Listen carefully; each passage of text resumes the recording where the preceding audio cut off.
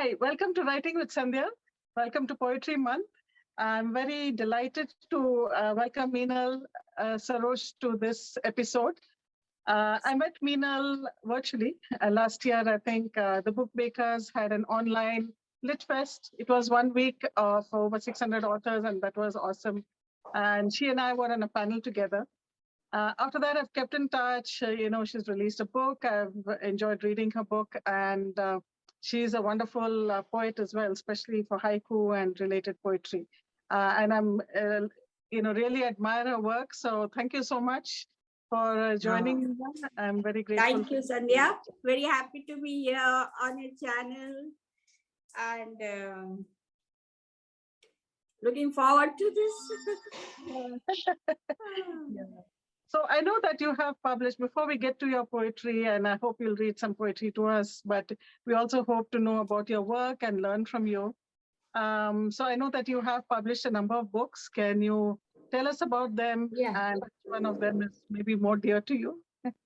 Yes. So I started my writing career, if you can say that, in the 80s. And my first book to be published is a poetry collection, Mitosis and Other Poems. This was published in 1992 by Writers Workshop, Calcutta. So this contains my earlier poems, first 10 years of writing. Okay. Then I have Soil for My Roots. It's a literary fiction novel. This was published in 2015 by LiFi Publications. So this book is about individuals, how they evolve in a multicultural society like India. So it's a literary fiction.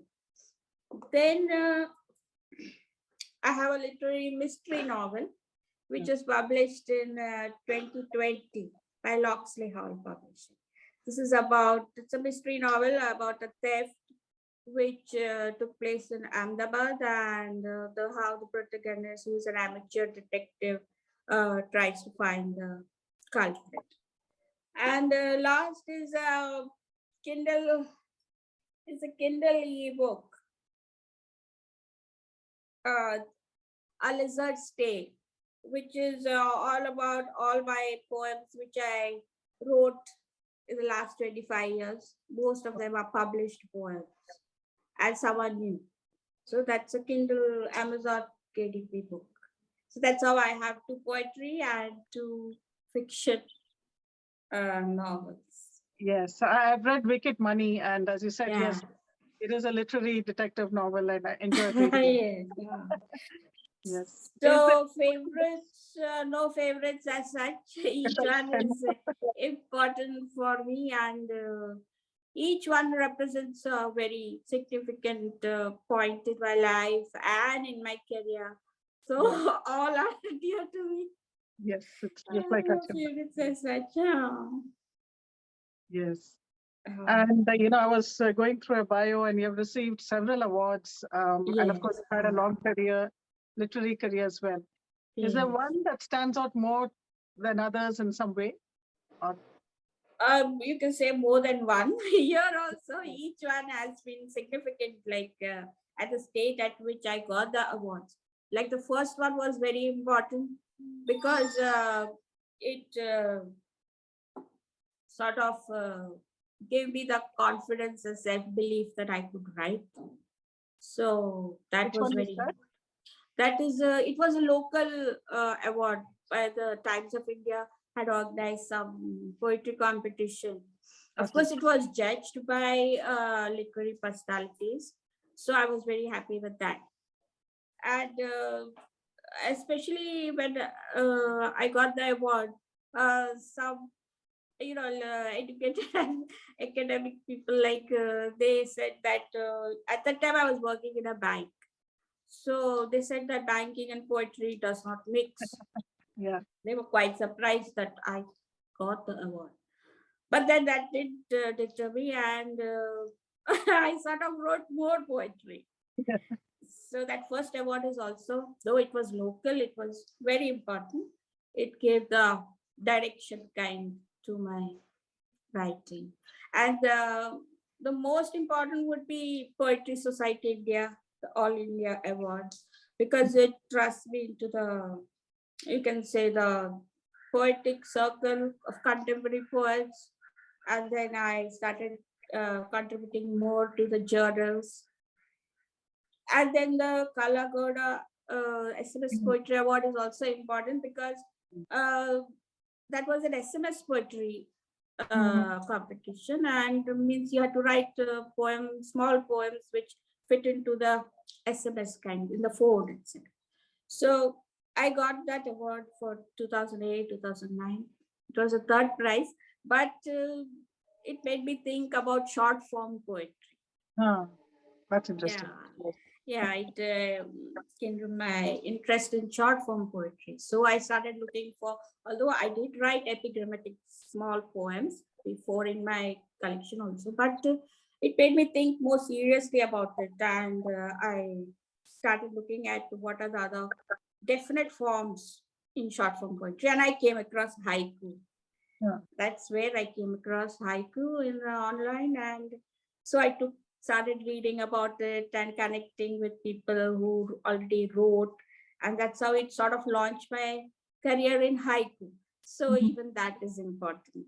So these three awards are, you can say, quite important in a turning point, like in my writing. Yes, so I think awards, I think have their own place. Yeah, in they do career, have. to motivate us. Yes. That's true. Yes, it takes So you yes, in a different direction. Oh, yes.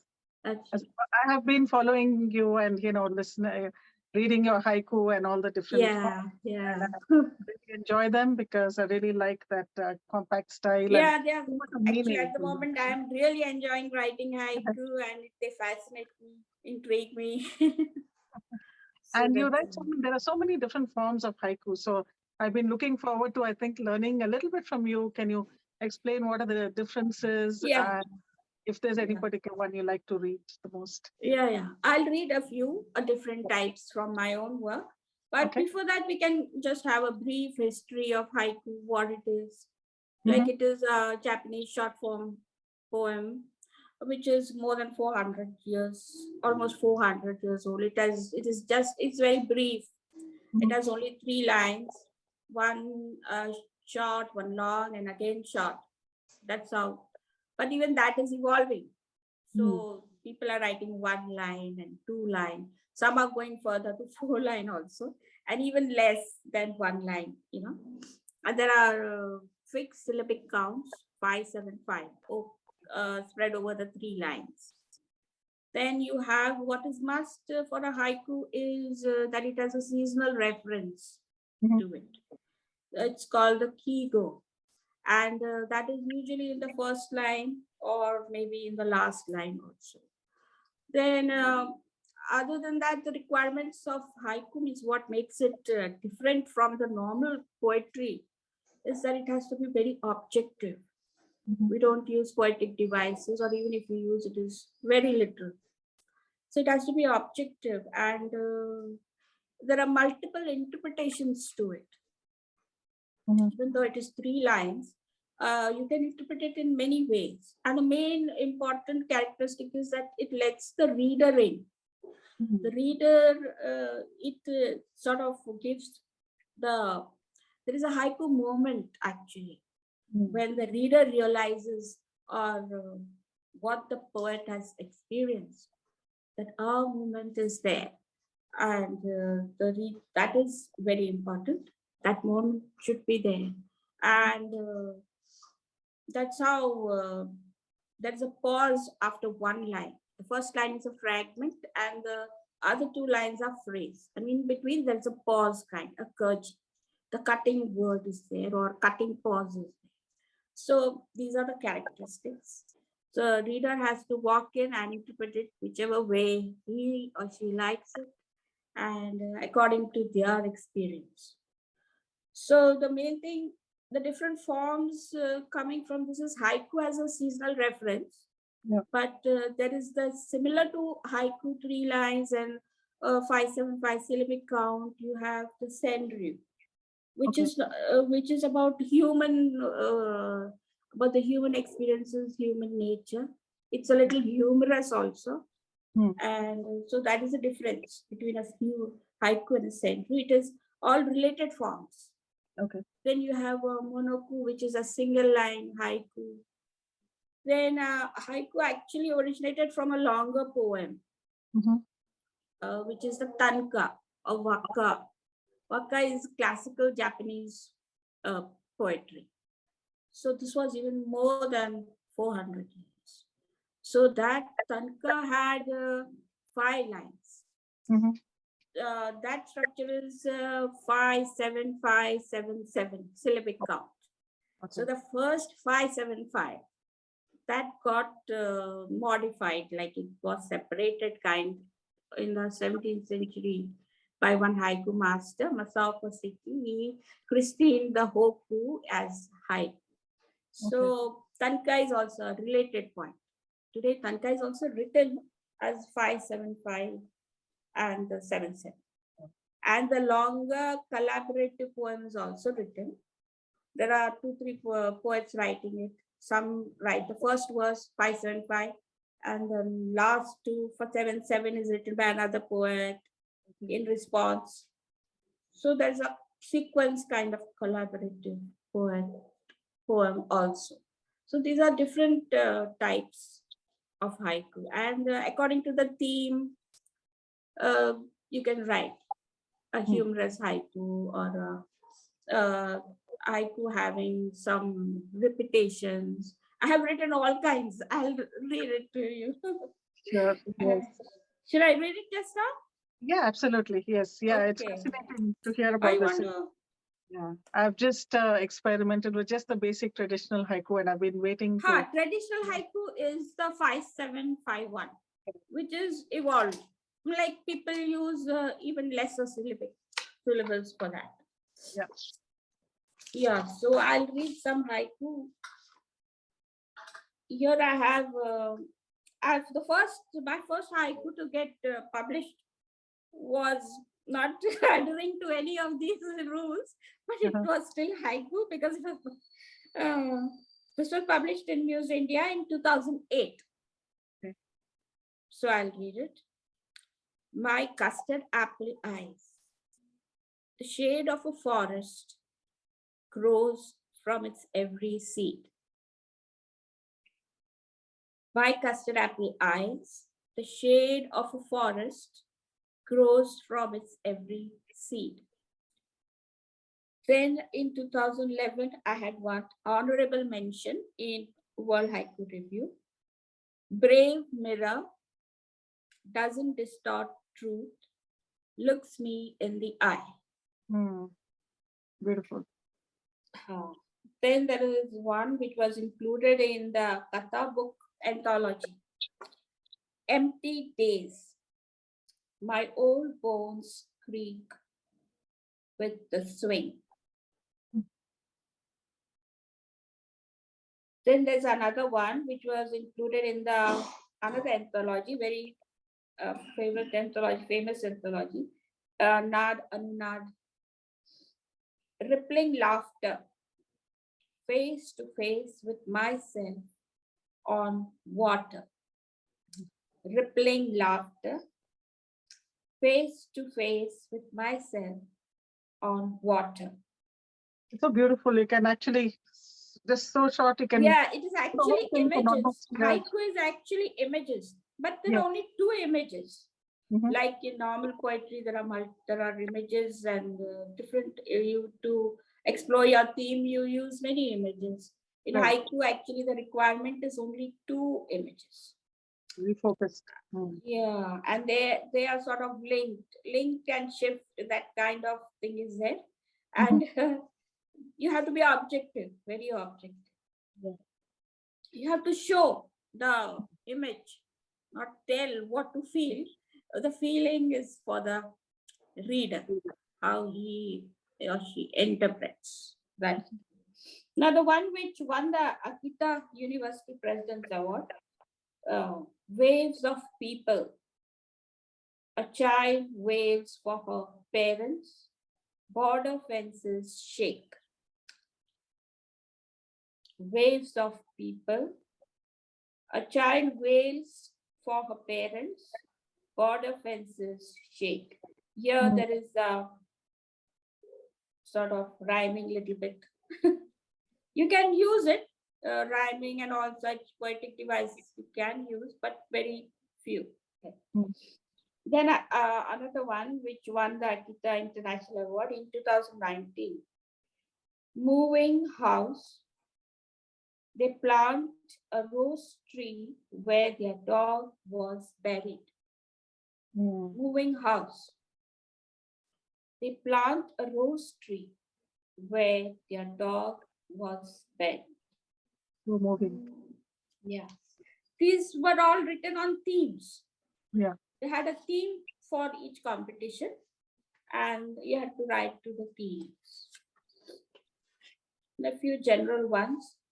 There is a haiku which sometimes what happens is the haiku and century, you don't know whether it's a haiku or a century. Some haikus fall into the middle gray area, like you have to interpret whichever way you want. Like this one, evening twilight. My gray hair scatters on the pillow. Like evening twilight could be nature, and but it has to be interpreted what it means. Evening twilight.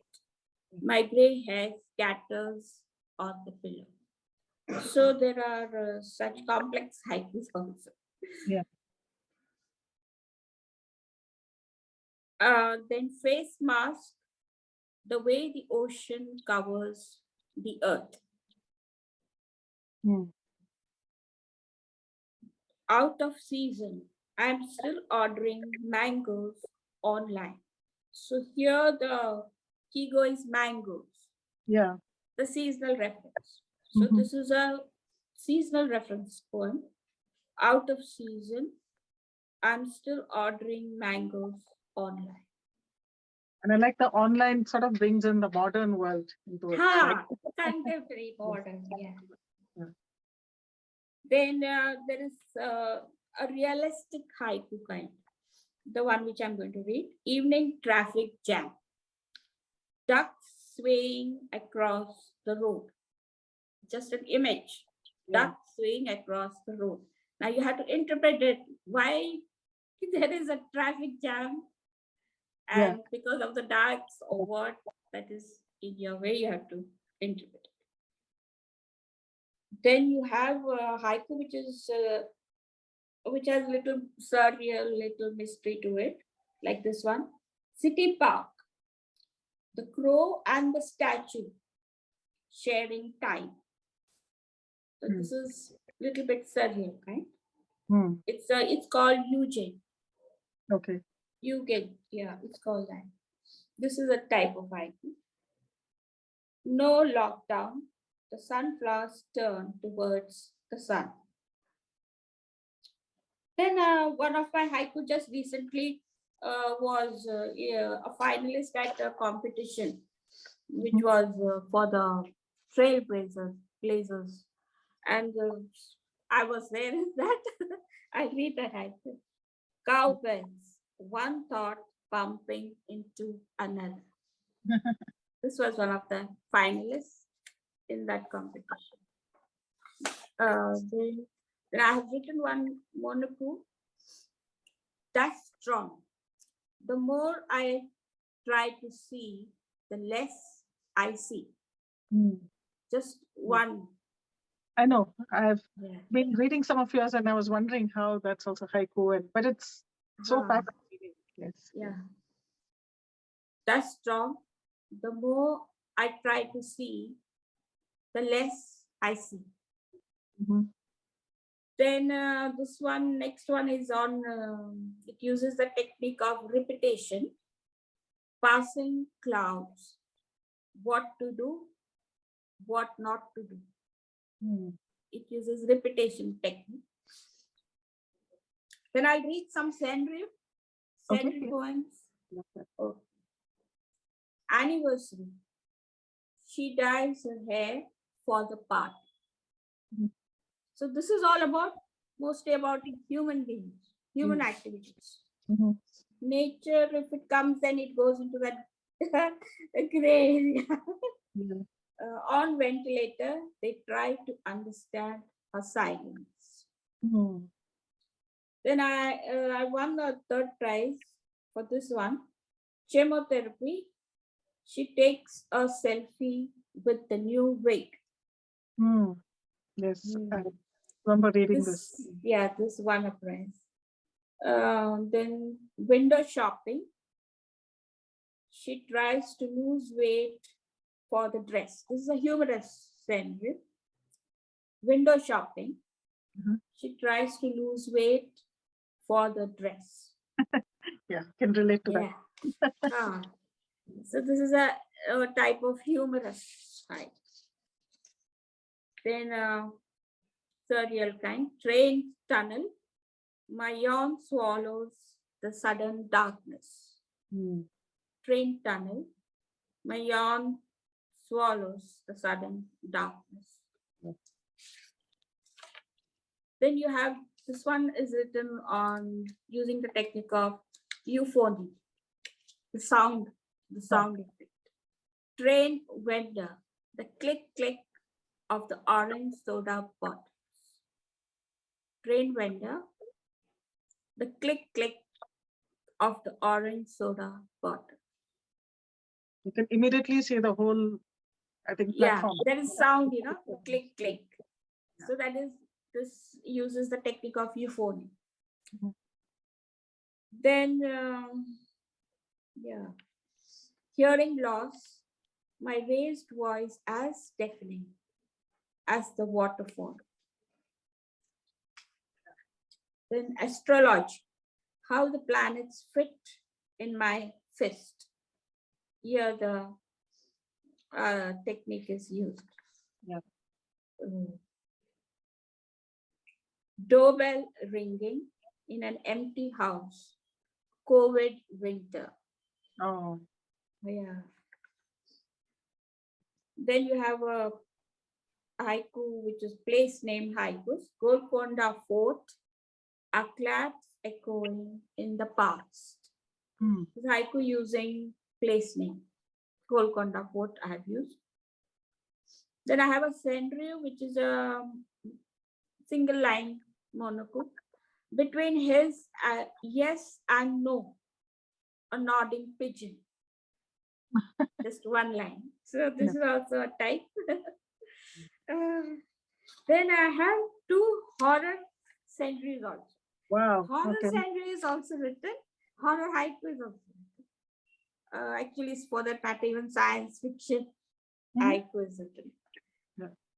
Grandma's mirror, a gnarled hand on my shoulder.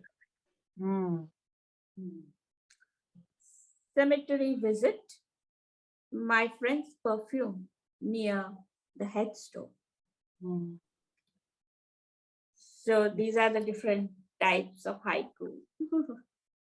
And what's fascinating is, just we talk about different genres and prose, but and just with haiku itself, you just covered, horror, mystery, love, romance. Yeah, it covers all that. Yeah, now there's science fiction, horror one, humorous, and surreal kind, the Eugene and the realistic kind. And of course, the seasonal reference haiku. That's amazing. Any of these, so what inspires you in general, or what's your process of writing it? Is there haiku or poetry? Poetry in general. Poetry actually started, as I said, in the 80s. I started writing. Actually, I never had any idea that I would write poetry one day. In childhood, I was interested in all other cultural things, creative things like drawing, singing, all that. Of course, I read a lot because there were 3 sources of books for me at home. We had books on all kinds of subjects. So even during childhood, I read books like Freedom at Midnight and Train to Pakistan. The books were at home, so I read them. Then in school, there was a very good library, and I read all those school Gulliver's Travel and Robinson Crusoe and all that. And among friends, we had Enid Blyton and Perry Mason and all that. So I had 3 sources from where to get books. So I did read, but I never wrote anything in childhood. Or even during schooling, I never wrote anything. But it was when my family shifted. We used to live in Nasik, which is a hill station, very green and good climate and all that. So I was born and brought up there among all such greenery. Then in 1979, my family shifted to Ahmedabad, which is a city, totally urban. And I took up a job also in the bank. So totally, you can say, commercial atmosphere. I had to commute every day through the traffic jams and all that. So all that was a sudden like shock for me. Environmental, cultural, emotional shock for me. And somehow I found the need to, that drawing, painting, all that was in school. Somehow I found the need to express myself in words. And that's how I wrote my first poem, A City Road, which is there in this Mitosis. City Road. Shall I read it? Sure. Okay. Because I'll be reading it after 37 years. Wow. Yeah. So it's from this City Road, crescendo of silent voices rising to the sky, and the many blind eyes seeing with darkness, stone to stone, concrete to concrete, in the arms of tamed, flattened stone. Prisoners from birth, their right to life, bread to bread, and brick upon brick.